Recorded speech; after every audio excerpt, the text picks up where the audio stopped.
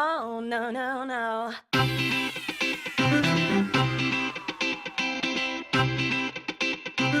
Oh. Hi, I'm Monica from Social Mamas, and you're watching 5 Tips in 5 Minutes. And today we are going to be talking to Laurel from opti-mom, my co-host, and she's going to be talking about tips on working after baby. Woo. Woo. So Do we have to? We have to, I know. Do we have to go back to work at the end? Yeah, we do. Okay, so our first tip is know yourself. So one of the things, I've done a lot of career working with people transitioning through careers, and the first thing I always ask them is, what skill set do you bring to the table? And most importantly, what do you enjoy doing? So many of us work and we go to a job every day, we get up, we do the same thing, we come home, we're totally not fulfilled. I'd say 85% to 90% of people really don't like what they do. So really know what skills you have and what skills do you want to use at your workplace. And when we transition from momhood, from careerhood to momhood, there's often, our whole focus changes. Right. And all the things that we want to do completely change too. So we want to be aware of that and combine that with what skills that we have and we bring to the table. All right. Tip number 2 is establish criteria. So here's the big news. How can you decide whether or not something's right for you if you don't have a set of criteria or something upon which you measure whether or not that opportunity is right for you? Many times people say, oh, you'd be perfect at this.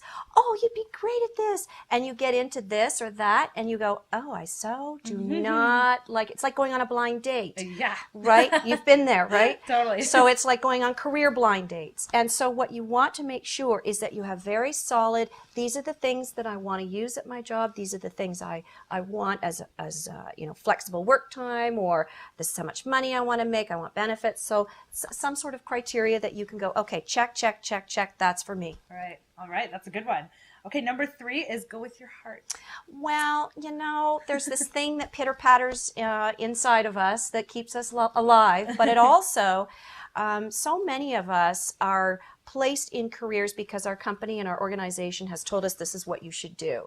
So I want you to back away from that information that you have, and now that you have a family, you need to decide what's right for you and your family. So the type of work that you do, the hours that you work, do you want to work from home? Do you want to go out to work? So you need to be really focused on what your heart tells you. Okay, that's a good one.